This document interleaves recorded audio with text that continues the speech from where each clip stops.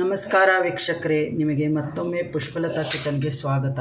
ಇವತ್ತು ನಾನು ಮಾಡ್ತಾ ಇರೋದು ಸಜ್ಜಗದ ಹೋಳಿಗೆಗೆ ನಾನು ಒಂದು ಲೋಟ ಇದು ಗೋಧಿ ರವೆ ತೊಗೊಂಡೇನಿ. ಆಮೇಲೆ ಒಂದು ಬಟ್ಲದಷ್ಟು ಬೆಲ್ಲ ತೊಗೊಂಡೇನಿ. ಇದಕ್ಕೆ ಸಮಾನೇ ತೊಗೋಬೇಕು. ಆಮೇಲೆ ಅದ್ರ ತಕ್ಕನೇ ಒಂದು ಬಟ್ಲದಷ್ಟು ನೀರು ಹಾಕೇನಿ. ಇದಕ್ಕೆ ನಾನು ಗೋಧಿ ಹಿಟ್ಟನ್ನ ಒಂದು 2 ಲೋಟ ಅಷ್ಟು ಗೋಧಿ ಹಿಟ್ಟು ಕಲಿಸ್ಕೊಂಡು ಇಟ್ಕೊಂಡಿದ್ದೀನಿ. ತೀರಾ ಮೆತ್ತಗೂ ಕಲಿಸ್ಬಾರ್ದು, ಅಂದರೆ ಹೂರಣದ ಹೋಳಿಗೆಗೆ ಕಲಿಸ್ತೇವಲ್ಲ ಆ ಥರ ಕಲಿಸ್ಬಾರ್ದು. ಇದಕ್ಕೆ ಸ್ವಲ್ಪ ಮೀಡಿಯಮ್ ಆಗಿ ಇರಬೇಕು.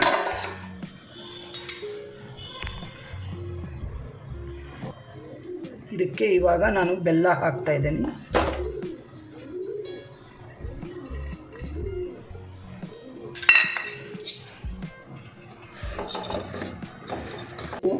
ಯಾಲಕ್ಕಿ ಪೌಡ್ರನ್ನ ಹಾಕ್ತಾಯಿದ್ದೀನಿ.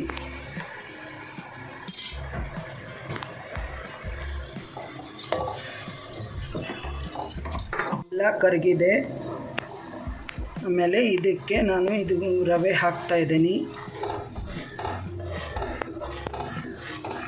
ಒಂಚೂರು ಗಟ್ಟಿ ಆಗಬೇಕು. ಇದು ನೀವು ಮಾಮೂಲಿ ಹಾಗೆ ಸಜ್ಜಗ ತಿನ್ನಬೇಕು ಅಂತಂದರೆ ಇದು ಸ್ವಲ್ಪ ಸಾಫ್ಟಾಗಿದ್ದರೆ, ಅಳಕಾಗಿದ್ದರೆ ನಡೆಯುತ್ತೆ. ಇದಕ್ಕೆ ಮಾತ್ರ ಹೋಳಿಗೆಗೆ ಮಾತ್ರ ಒಂದು ಸ್ವಲ್ಪ ಗಟ್ಟಿ ಆಗಬೇಕು. ಇವಾಗ ಇದಕ್ಕೆ ಉಂಬೈಲಿಕ್ಕೆ ಬಿಡ್ತೇನೆ ಮುಚ್ಚಿಬಿಟ್ಟು.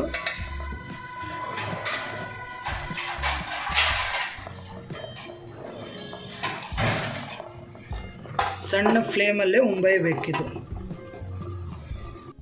ಈ ಹಿಟ್ಟನ್ನ ಒಂದು ಸ್ವಲ್ಪ ಹಿಂಗೆ ಕೈಗೆ ಎಣ್ಣೆ ಹಚ್ಕೊಂಡು ಹಿಂಗೆ ಮಿದ್ಕೋಬೇಕು.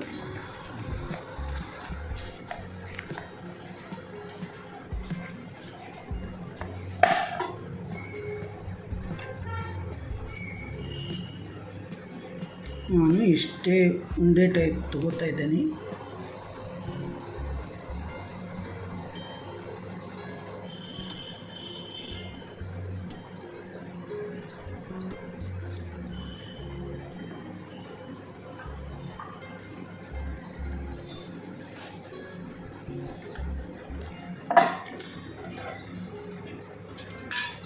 ಮಣೆಗೆ ಈ ಥರ ಎಣ್ಣೆ ಹಚ್ಕೊಂಡು ಇದರ ಮೇಲೆ ಇದಕ್ಕೆ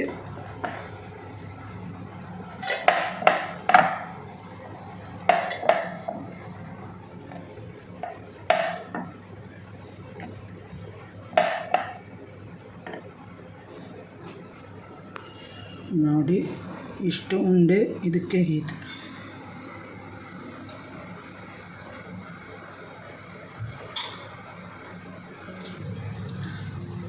ಇದಕ್ಕೆ ಈ ಥರ ಸರೌಂಡಿಂಗ್ ಹಿಟ್ಟನ್ನ ಈ ಥರ ಮಡ್ಚ್ಕೊಂಡು ಹಿಂಗೆ ರೌಂಡ್ ಇದು ಮಾಡಿ ಇದು ಮೇಲಿನ ಭಾಗ ತಕ್ಕೋಬೇಕು.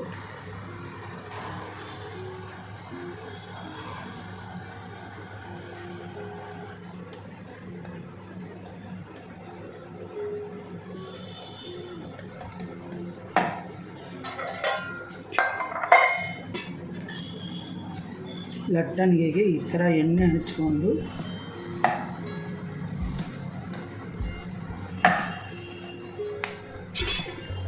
ಈ ಥರನೂ ಚಿಕ್ಕದಾಗಿ ಮಾಡ್ಕೋಬೋದು. ಈ ಥರ ಮಾಡಿದರೂ ಚೆನ್ನಾಗಾಗುತ್ತೆ, ಮಕ್ಕಳು ಇಷ್ಟಪಡ್ತಾರೆ. ಇದಕ್ಕೆ ಸ್ವಲ್ಪ ಈ ಥರ ಎಣ್ಣೆ ಹಾಕಬೇಕು. ನೋಡಿ ಈ ಥರ ಬೆಂದಿದೆ. ಎರಡೂ ಕಡೆ ಈ ಥರ ಚೆನ್ನಾಗೇ ಬೇಯಬೇಕು. ಆವಾಗ ಹೋಳಿಗೆ ಚೆನ್ನಾಗಾಗುತ್ತೆ. ಇದಕ್ಕೆ ನೀವು ಬಿಸಿ ಇದ್ದಾಗೆ ಸೇವಿಸಿದರೆ ಚೆನ್ನಾಗಿರುತ್ತೆ.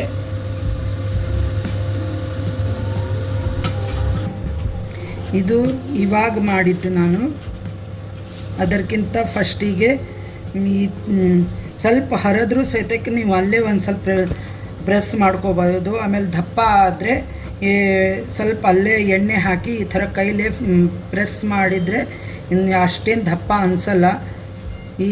ನೋಡಿ ಪುಟ್ಟದಾಗೆ ಮಾಡೇನಿ. ಸಬ್ಸ್ಕ್ರೈಬ್ ಮಾಡಿ, ಬೆಲ್ ಐಕಾನ್ ಕ್ಲಿಕ್ ಮಾಡಿ, ನಿಮ್ಮ ಫ್ರೆಂಡ್ಸು ರಿಲೇಷನ್ಗೆಲ್ಲ ಶೇರ್ ಮಾಡಿ.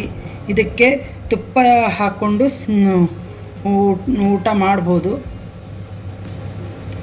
ಹಬ್ಬ ಹರಿದಿಂದಾಗ ಈ ಥರ ಮಾಡ್ಕೋರಿ. ಈ ಸಜ್ಜಗದ ಹೋಳಿಗೆ ತುಂಬ ರುಚಿಯಾಗಿದೆ.